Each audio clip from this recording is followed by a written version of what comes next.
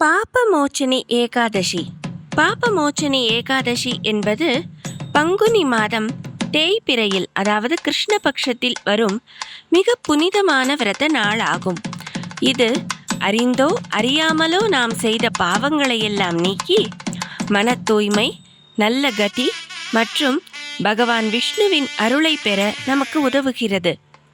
பாப என்றால் பாவங்களையும், மோச்சனி என்றால் அதை நீக்கக்கூடிய என்றும் பொருள்படும். அதாவது பாபமோச்சனி ஏகாதசி என்றால் நாம் செய்த பாவங்களையெல்லாம் நீக்கக்கூடிய ஏகாதசி என்ற பொருளில் இந்த ஏகாதசி விரதம் கடைபிடிக்கப்படுகிறது.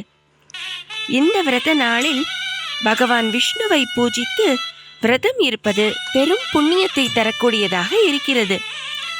இது நிகழ்கின்ற விஸ்வாவசு வருடம் மார்ச் மாதம் 15ஆம் தேதி ஞாயிற்றுக்கிழமை பாபமோச்சனி ஏகாதசியாக கொண்டாடப்படுகிறது. இந்த ஏகாதசி விரதத்தை கடைபிடிப்பதன் மூலம் ஒரு மனிதன் தன் வாழ்வில் செய்த பஞ்சமா பாதகங்கள் மற்றும் அறிந்தும் அறியாமலும் செய்த பாவ மூட்டைகளை நொடியில் அழித்து கொள்ள முடியும். இந்த பாபமோச்சனி ஏகாதசி அன்று விஷ்ணு பகவானை, குறிப்பாக சிருஷ்டி நாராயணர் உருவில் துளசி இலைகளால் பூஜித்து விஷ்ணு சகஸ்ரநாமம் பாராயணம் செய்வது மிகவும் சிறப்பாக கருதப்படுகிறது. இந்த விரதம் மன அமைதியை தருவதோடு 1000 கோதானங்கள் செய்த பலனையும் பெற்றுத்தரும். இது ஒருவருக்கு ஆன்மீக தூய்மையையும் கர்ம வினைகளில் இருந்து விடுதலையையும் அளிக்கிறது. முனிவர் மேதாவி மற்றும் மஞ்சு கோஷாவின் பாவங்களை நீக்கிய இந்த பாபமோச்சனி ஏகாதசி மிகவும் புண்ணிய நாளாக கருதப்படுகிறது. ஏகாதசி விரதம் இருந்தால் பாவங்கள் எல்லாம் நீங்கி வைகுண்ட பதவி நமக்கு கிடைக்கும் என்பதும் அனைவருக்கும் தெரிந்த விஷயம்தான். ஒரு வருடத்தில் 24 ஏகாதசிகள் மொத்தமாக வரும். ஒவ்வொன்றுக்கும் ஒவ்வொரு பெயர், ஒவ்வொரு விதமான மகிமை மற்றும் தனித்தனி புராண கதைகளும் பலன்களும் உண்டு. அப்படி பங்குனி மாத தேய்பிறையில் வரும் ஏகாதசிக்கு தான் பாபமோச்சனி ஏகாதசி என்று பெயர். இதன் மகிமை, இந்த விரதம் இருப்பதால் கிடைக்கும் பலன்கள் இவையெல்லாம் பற்றி ஒருமுறை மன்னர் யுதிஷ்டர் பகவான் ஸ்ரீகிருஷ்ணரிடம் கேட்டார். மகிமை பற்றி கூறிய கதையை நான் உனக்கும் கூறுகிறேன் கேள் என்று கூறி அந்த கதையை கூற ஆரம்பித்தார் ஸ்ரீகிருஷ்ணர்.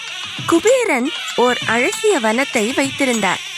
அந்த வனத்தில் தேவர்களும் அப்சரஸ் கன்னிகைகளும் ஆடிப்பாடி இன்பத்தில் திளைத்திருந்தார்கள். அந்த வனத்தில் தீவிர சிவபக்தனான மேதாவி என்ற பெரும் முனிவர் ஒருவரும் தவம் செய்து வந்தார். அவருடைய தவத்தை கலைக்க தேவமங்கையர் பலரும் முயற்சித்து கொண்டிருந்தார்கள். அப்படி அந்த முனிவரை கவர முயற்சி செய்த அப்சரஸ் கன்னிகைகளில் மஞ்சு கோஷா என்பவளும் ஒருத்தி. இருந்தாலும் மேதாவி முனிவர் தவத்தில் சிறந்தவர் என்பதால் அவர் மீது கொண்ட அச்சத்தால் அவரின் ஆசிரமத்துக்கு அருகில் ஓர் குடில் அமைத்து அங்கேயே தங்கினாள் மஞ்சு கோஷா. அங்கு வீணை இசைத்து இனிமையான பாடல்களையும் பாடத் துவங்கினாள். மேதாவி முனிவர் தவத்தில் இருப்பதையும் மஞ்சு கோஷா அவரை கவருவதற்கு முயற்சி செய்வதையும் கவனித்துக் கொண்டிருந்தார் மன்மதன்.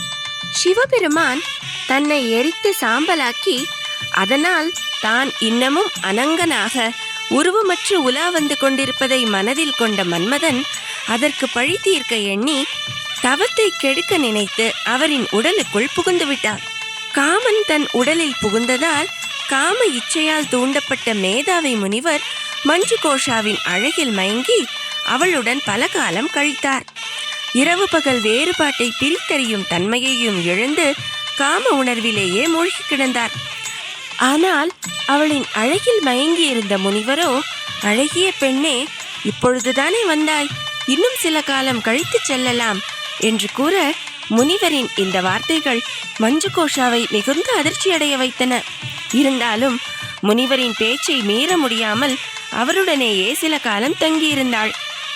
இப்படியே 57 ஆண்டுகள் 9 மாதங்கள் 3 நாட்கள் கழித்து விட்டன. அதன் பிறகும் சொர்க்கலோகம் திரும்புவதற்கு அனுமதி கேட்ட மஞ்சு கோஷாவிடம் மேதாவி முனிவர், இப்பொழுதுதானே பொழுது முடிந்துள்ளது. இதை கேட்டு சிரித்த மஞ்சு கோஷா, ஏற்கனவே 57 ஆண்டுகளுக்கும் மேலாக தங்கிவிட்டேனே என்றாள். இந்த வார்த்தைகளை கேட்டதும் தான் முனிவர் தன் சுய உணர்விற்கே திரும்பினார். இத்தனை காலங்கள் சிற்றின்பத்தில் தான் வீணடித்து விட்டதையும் தன்னுடைய தவ மகிமைகள் அனைத்தும் வீணாகிவிட்டதையும் உணர்ந்தார். இதற்கு காரணமாக இருந்த மஞ்சு கோஷாவிற்கு மாயாவியாக அலைவாய் என்று சாபம் கொடுத்து விட்டார் முனிவர். இந்த சாபத்தால் கதி கலங்கி போன மஞ்சு கோஷா சாபத்தை திரும்பி பெறும்படி முனிவரிடம் மன்றாடினாள். அவருடன் பல காலம் வாழ்ந்தவள் என்பதால் அவருடைய மன்னிப்பை பெறும் தகுதி தனக்கு இருப்பதாகவும் தன் மீது கருணை காட்டும்படியும் கெஞ்சினாள். இதனால் மனம் இறங்கிய மேதாவி முனிவர், இந்த சாபத்தில் இருந்து விடுபடுவதற்கான வழிமுறையை நான் உனக்கு சொல்லித் தருகிறேன். பங்குனி மாதம் தேய்பிரையில் வரும் ஏகாதசிக்கு பாபமோச்சனி ஏகாதசி என்று பெயர். இந்த ஏகாதசி அனைத்து விதமான பாவ நினைவுகளையும் போக்கக்கூடியது. அந்த நாளில் நீ நம்பிக்கையுடனும் பகவான் விஷ்ணுவை நினைத்து விரதம் அனுஷ்டித்தால் உன் சாபம் நீங்கிவிடும் என்று வழிகாட்டினார். பிறகு தன் ஆசிரமத்துக்கு திரும்பிய மேதாவி முனிவர் தன் தவ வலிமை அனைத்தையும் இழந்துவிட்டதை நினைத்து வருந்தி தன் தந்தையிடம் கூறி அதற்கான பிராயச்சித்தத்தையும் கேட்டார். என்ன செய்வதென தவித்த மேதாவி முனிவருக்கு அவருடைய தந்தை சியவன முனிவர், பாபமோச்சனி ஏகாதசி விரதத்தையே நீயும் அனுஷ்டித்தால் உன்னுடைய பாவங்களெல்லாம் விலகி நீயும் புண்ணியவானாகி விடுவாய். ஆகையால் பாபமோச்சனி ஏகாதசி விரதத்தை நீயும் அனுஷ்டிக்க வேண்டும் என்றார். மேதாவி முனிவரும் அவ்வாறே பாபமோச்சனி ஏகாதசி விரதம் இருந்து தன்னுடைய பாவங்களில் இருந்து விடுபட்டு புண்ணியமும் பெற்றார். இவ்வாறாக கதையை கூறி முடித்தார் ஸ்ரீகிருஷ்ணன். மீண்டும் மீண்டும் பாவங்கள் செய்துவிட்டு இந்த விரதத்தை அனுஷ்டித்தால் பாவம் நீங்கிவிடும் என்று நாம் அர்த்தம் கொள்ளக்கூடாது. நாம் அறியாமல் செய்த பிழைகளை நீக்கி இனிமேல் பாவங்கள் செய்யாமல் இருப்பதற்காக பகவானிடம் வேண்டிக் கொள்வதற்காகவே இந்த பாபமோச்சனி விரதத்தை நாம் அனுஷ்டிக்க வேண்டும். இவ்வளவு சிறப்புமிக்க இந்த பாபமோச்சனி ஏகாதசி விரதம் வருகின்ற மார்ச் மாதம் 15ஆம் தேதி ஞாயிற்றுக்கிழமை அன்று பங்குனி மாதம் தேய்பிரை ஏகாதசியில் வருகிறது. இத்தனை சிறப்புமிக்க இந்த பாபமோச்சனி ஏகாதசி விரதத்தில் நாமும் விரதம் இருந்து பகவான் மகாவிஷ்ணுவின் அருளை பெறலாமே.